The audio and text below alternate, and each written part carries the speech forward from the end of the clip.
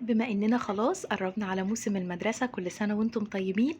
طبعا حيرة اللانش بوكس من احلى واهم الحاجات اللي بحب دايما احطها في اللانش بوكس هو المافن والكب كيك.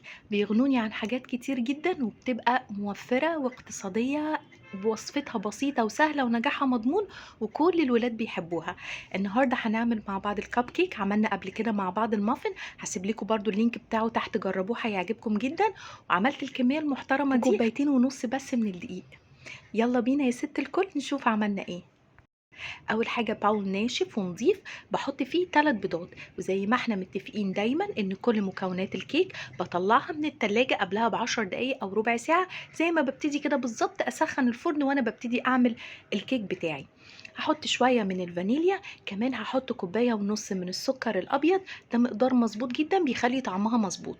هبتدي اضرب البيض مع السكر لغايه ما اوصل لقوام هش كده وكريمي ولونه ابيض، لازم يتحول من الاصفر للابيض زي ما انتم شايفين. الخطوه دي يا جماعه مهمه جدا، هي دي اللي بتخلي الكيك طري وفلافي من جوه. ما تسمعيش كلام حد يقولك اعمليه بايدك او بالمضرب العادي، ما بيطلعش حلو. حطي بقى نص كوبايه من اي زيت نباتي، يستحسن طبعا يكون عباد او زيت ذره. وهحط نص كوبايه من الزبده الطريه. انا ما بحبش احط كوبايه من الزيت عشان الزبده برضو بتديله طراوه وفي نفس الوقت بتديله طعم حلو، والزيت بيخليه فلافي، فبحب احط نص ونص.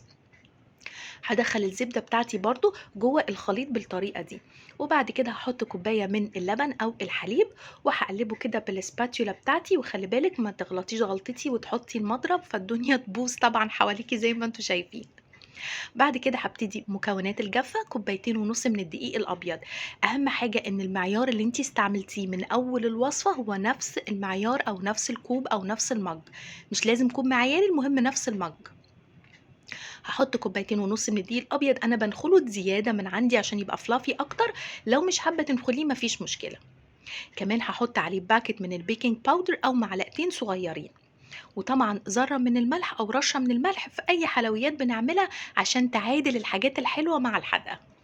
هبتدي آخر بقى ضربة كده سريعة، بحيث إني أضمن إن كل المكونات اختلطت كويس مع بعض، مفيش تكتلات والخليط بتاعي زي الفل. عايزة أوريكم خليط الكيك دايما بيكون بالطريقة دي، يعني دايما يكون قوامه كده، لا هو خفيف ولا هو تقيل، بيكون قوام متوسط. وده بيديكي امبريشن أو انطباع إن انتي ماشية بإنجريدينتس أو مكونات مظبوطة. طبعا قوالب الكب كيك بتاعتك هتبتدي ترصي فيها او تحطي فيها الخليط. مش حملاها للاخر، لا انا حملاها لتلتينها عشان ادي فرصه للكيك ان هو ينفش وما يطلعش بره الكب بتاعي. وطبعا بمسح اي زيادات موجوده بمنديل كده قبل ما ادخلها الفرن. انا بحب احط شوكليت شيبسي بما ان ده المفضل عند الولاد، تقدري تحطي مكسرات، فواكه مجففه، زبيب، اللي انت حباه والموجود عندك. كمان تقدري تشيلي معلقتين كبار من الدقيق الابيض وتستبدليهم بمعلقتين كبار من الكاكاو وتحوليه لكب كيك شوكولاتة. انا حطيته في الفرن على درجة حرارة 170، اخد مني بالظبط 25 دقيقة. على حسب الفرن بتاعك هياخد من 20 ل 25. وده شكله اول ما طلع زي ما انتم شايفين مستوي ازاي من تحت، لونه حلو ازاي.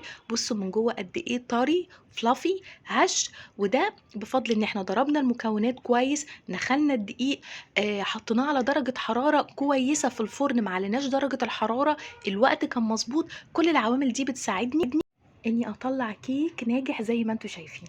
عايزاكم تجربوا الوصفه بالمقدار اللي انا قلته، هيطلع معاكم مظبوط جدا. عملتي حاجه حلوه للولاد؟ ما تنسيش تقولي لي رايك في الكومنتس. يلا باي.